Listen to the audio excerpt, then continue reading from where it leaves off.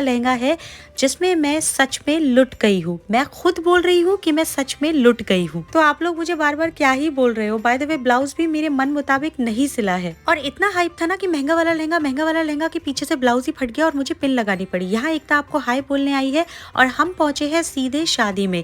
By the way मैं किस पे थी कि हाँ, मुझे ब्लाउज में पीछे पिन लगानी पड़ी क्योंकि आई थिंक मेरी या क्या सबकी नजर लग गई महंगा वाला लहंगा बोल बोल के। और मैं रहती हूँ मुंबई में और यहाँ पर जो मेरे घर के पास शॉप है वो है तिरुमाला और जहाँ पर कपड़ा बहुत महंगा मिलता है गाइस। तो आप लोग जो बोल रहे हो कि आप गुजरात चले जाते, यहाँ चले जाते, भाई वहाँ अगर मैं फ्लाइट से जाती तो 10,000 तो फ्लाइट टिकट में ही लग जाते, तो बात वही पड़ती। यहाँ एकता, अंकिता और मैं, हम तीनों ने पहले आकर अपना फोटो शूट कराया, उसके बाद ही कुछ कराया क्योंकि हम वेन्यू पे बहुत जल्दी पहुंच गए थे।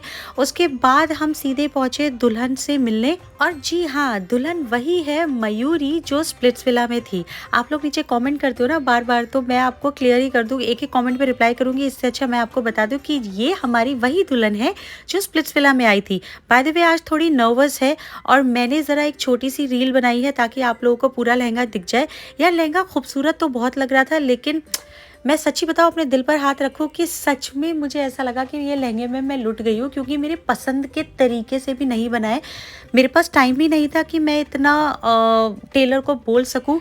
अब मुझे रियलाइज़ हो रहा है कि आई थिंक मुझे किसी बहुत अच्छे बुटीक पे देना चाहिए था, चाहे वो मुझसे कितना भी चार्ज कर लेता, क्योंकि मेरे पसंद का लहंगा नहीं बन पाया है। तो टेलरिंग में भी मैं लुटी हूँ।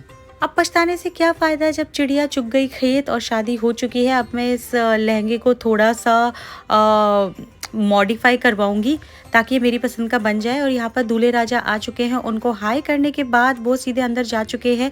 और जब वो अंदर गए तो यहाँ पर बाहर मुझे एक नज़ारा दिखा कि एक डॉगी गाय के साथ खेल रहा है और उसके साथ वो कोशिश कर रहा है कि वो गाय भी उसके साथ खेले। बेचारे ने बहुत कोशिश करी बट वो गाय मान ही नहीं रही थी कि डॉगी के साथ खेले। तो मेरी जिंदगी में यहाँ पर वो कुत्ता है क्षितिज और ये गाय हूँ मैं, क्योंकि क्षितिज ऐसे ही इरिटेट करता है पूरी तरह जब तक आपका खून ना निकल जाए इरिटेशन में। भाई एक तो भुवनेश्वर में बहुत ज्यादा उस टाइम गर्मी थी और हाई हील्स की वजह से हमारी हालत हो गई थी खराब, इसलिए हम जमीन पर ही बैठ गए थे और कैब का वेट कर रहे थे। याद है आपको होटल में आके हमने किया था भूत वाला ड्रामा और ये जो भूत बने थे ये हमें रैंडम कोई मिल गए थे होटल में और हमने उनको पकड़ लिया था और उनसे कहा था कि प्लीज आप हमारे लिए भूत बन जाए और उन्होंने हमें एक बार भी मना नहीं करा और वो हमारे लिए भूत बन गए थे। So thank you. फिर हम पहुंच गए मुंबई वापस आने के लिए।